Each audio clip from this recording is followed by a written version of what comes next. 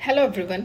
तो मुझे बहुत सारी मॉम्स की क्वेरीज आती हैं कि उनका बच्चा जो है खाने को च्यू नहीं कर पाता है और जब वो जिद करती हैं तो या तो उस खाने को वो वॉमिट कर देता है या फिर उसे निकल जाता है।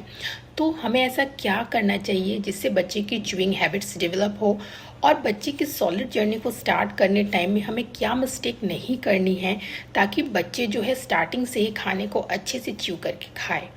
तो आज मैं आपके साथ एज अ मदर कुछ टिप्स शेयर करूंगी जो वर्क करी है मेरे बच्चे के लिए और जो सारी ट्रिक्स मैंने फॉलो की अपने बच्चे के लिए वो सारी चीज़ें मैं आपके साथ शेयर करूंगी जो डेफिनेटली आपको हेल्प करेगी। जो सबसे पहली टिप मेरी ये रहेगी कि जब बच्चे की हम सॉलिड जर्नी को स्टार्ट करते हैं यानी कि 6 मंथ्स के बाद जब बच्चे को आप सॉलिड देना स्टार्ट करते हैं तो आप बच्चे को प्यूरी से स्टार्ट कर सकते हैं। आप प्यूरी, सूप, दाल, जो भी सारी चीज़ें देना है वो आप बच्चे को दे सकते हैं, लेकिन ये सिर्फ आपको बच्चे को 6 से 8 महीने तक ही देना है। ठीक है। मान लीजिए आपने 6 मंथ्स में बच्चे को प्यूरीज, दाल, सूप्स, ये सारी चीज़ इंट्रोड्यूस किए। उसके बाद जैसे 7 मंथ्स आया बच्चे का तो आप थोड़ा सा मैज्ड फूड भी बच्चे को दीजिए। बच्चा खाएगा नहीं लेकिन बच्चे को समझना चाहिए, बच्चे को उस फूड के टेक्सचर को समझने दीजिए। नेक्स्ट टिप ये है कि 6 से 8 मंथ्स तक तो आप बच्चे को प्यूरीज दे रहे हैं, दाल दे रहे हैं, सूप्स दे रहे हैं, ठीक है, लेकिन 8 मंथ्स के बाद आपको फूड के टेक्सचर को चेंज करना है। 8 मंथ्स से 10 मंथ्स के बीच बच्चे का जो फूड का टेक्सचर है उसको चेंज करना बहुत ज़रूरी है। यानी कि आपको बच्चे को अब लिक्विड से सेमी सॉलिड पे लाना है। यानी जो फूड आप बच्चे को दे रहे थे 6 से 8 मंथ के बीच, जो भी प्यूरीज, दाल दे रहे हैं, आपको वही चीज़ देना है, बस उसकी कंसिस्टेंसी को थोड़ा आपको थिक कर देना है। ठीक है, उसको थोड़ा आपको मैश फॉर्म में बच्चे को देना है। जैसे आप बच्चे को बनाना की प्यूरी दे रहे थे तो अब बच्चे को आपको बनाना को मैश करके देना है। आपको एप्पल को स्टीम करके मैश करके दे देना है, कैरेट को स्टीम करके मैश करके दे दीजिए, आप बच्चे को जो पपाया को मैश करके दे दीजिए। तो ये सारी चीज़ों को आप मैश्ड फॉर्म में बच्चे को दीजिए और बच्चे को उस फूड को खाने के लिए कहिए। बच्चे इस तरीके से जो है च्यू करना सीख जाएंगे। तीसरी टिप ये है कि बच्चे को आप फिंगर फूड इंट्रोड्यूस करिए। 8 मंथ्स के बाद आप बच्चे को फिंगर फूड दे सकते हैं। फिंगर फूड जैसे कि आप बच्चे को पोटैटो के स्लाइसेस दे सकते हैं, उसको फ्राइड करके दे सकते हैं, या फिर उसको आप स्टीम करके उसको थोड़ा सॉटे करके दे सकते हैं, फिंगर फ्राइज दे सकते हैं, कैरेट के लंबे लंबे स्लाइसेस कट करके बच्चे को दे सकते हैं।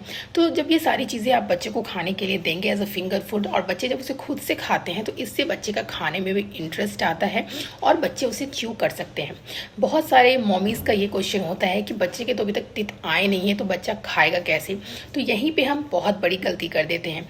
टीथिंग पैटर्न जो होता है हर बच्चों का अलग होता है। कुछ बच्चे को 8 मंथ्स में भी टीथ आ जाते हैं और कुछ बच्चों को तो 1 ईयर के बाद भी टीथ आते हैं। बच्चे के दांत आएंगे फिर हम बच्चे को सॉलिड इंट्रोड्यूस करेंगे, यहीं पे सबसे बड़ी गलती हो जाती है। और ऐसे में जो है मॉमीज बच्चे को कंटिन्यू प्यूरीज देती रहती हैं और बच्चा ऐसे जो है प्यूरी ही मतलब लेने लगता है और कभी भी फूड को च्यू करना नहीं सीख पाता है। तो बच्चे के दांत निकलने का वेट आपको बिल्कुल नहीं करना है। बच्चे के गम्स इतने ज़्यादा हार्ड होते हैं कि वो किसी भी फूड को बाइट करने के लिए और च्यू करने के लिए बिल्कुल तैयार होते हैं। अगर आप बच्चे के गम्स को छू करके भी देखेंगे तो आपको पता लगेगा कि वो कितने ज़्यादा हार्ड है और कितने ज़्यादा प्रिपेयर्ड होते हैं किसी भी सॉलिड फूड को च्यू करने के लिए। फोर्थ टिप ये है कि जब आप बच्चे को सॉलिड इंट्रोड्यूस करेंगे तो आपको बच्चे की मिल्क की क्वांटिटी को कम करना होगा। बहुत सारी मम्मीज़ क्या करती हैं ना कि बच्चे को फीड भी दे रही हैं, साथ ही बच्चे की सॉलिड जर्नी को भी स्टार्ट किया है। तो ऐसे में क्या होगा कि बच्चा कभी भी जो है अच्छे से खाएगा नहीं, क्योंकि बच्चे का तो पेट दूध से ही भर जाता है, तो फिर बच्चा कैसे सॉलिड लेगा। तो जब भी आप बच्चे को सॉलिड दे रहे हैं तो उसके आधे 1 घंटे पहले बच्चे को जो है आप मिल्क नहीं दें, ताकि बच्चे को भूख लगी हो और बच्चे का खाने में इंटरेस्ट आए। ये जो है ट्रिक मैंने अपनी बच्ची पे भी अप्लाई किया है और वो डेफिनेटली वर्क करेगा आपके बच्चे के लिए भी। जब बच्चे का खाने में इंटरेस्ट आएगा और आप बच्चे को उस तरीके के फूड डिफरेंट वेरिएंट में देंगे तो बच्चा खाने में इंटरेस्ट लेगा। तो सबसे पहले तो बच्चे की मिल्क की क्वांटिटी को आपको रिड्यूस करना है जब आप बच्चे को सॉलिड इंट्रोड्यूस कर रहे हैं।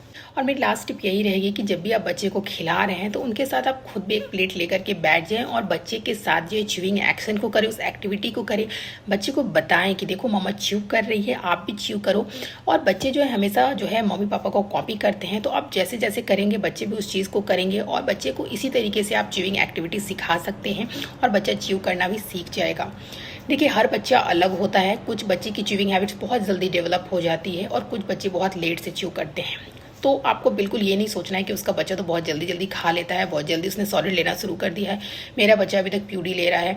आपको ऐसा बिल्कुल नहीं सोचना है। हर बच्चा अलग होता है और आपको पेशेंस रखना है, गिव अप नहीं करना है और थोड़ा सा टाइम देना है। कुछ बच्चे लेट सीखते हैं, कुछ बच्चे जल्दी सीख जाते हैं, लेकिन आपको उसको थोड़ा टाइम देना होगा। उसके साथ आपको भी वर्क करना होगा और आपके बच्चे की च्यूइंग हैबिट्स बहुत जल्दी डेवलप हो जाएगी। हमेशा याद रखिए कि जब भी आपके बच्चे को आप च्यूइंग हैबिट्स सिखाने की कोशिश कर रहे हैं तो हमेशा बच्चों को ऐसे फूड दें जो इजीली जो है बच्चे निगल पाएँ। क्योंकि क्या होता है ना, कई बार चोकिंग की प्रॉब्लम हो जाती है, तो अगर बच्चे को कुछ हार्ड देंगे और बच्चे ने उसे गल्प कर लिया तो वो बहुत बड़ी प्रॉब्लम हो सकती है। इसलिए जो सॉफ्ट फूड होते हैं जैसे कि बनाना है, पपाया है, स्वीट पोटैटो है, स्टीम कैरेट है, स्टीम एप्पल है, तो ये जो है अगर बच्चे निगल भी जाएंगे तो बच्चे को चोकिंग की प्रॉब्लम नहीं होगी। तो इसलिए हमेशा बच्चे को जब आप च्यूइंग सिखा रहे हैं तो सॉफ्ट फूड इंट्रोड्यूस करें। होप आज की ये वीडियो सारे मॉमीज़ के लिए हेल्पफुल रही होंगी जिनके बेबीज़ जो है अभी तक च्यू करना नहीं सीखे हैं। तो आप ये सारे टिप्स अपने बच्चे के लिए ट्राई करिए और मुझे बताइएगा कि ये डेफिनेटली आपके बच्चे के लिए वर्क किया या नहीं। ये सारे ट्रिक्स मैंने एज ए मदर एक्सपीरियंस किए हैं अपने बच्चे के साथ, वही सारे टिप्स मैंने आज आपके साथ शेयर की हैं। तो अगर ये आपके बच्चे के लिए भी वर्क करता है तो हमें कमेंट सेक्शन में ज़रूर बताएं।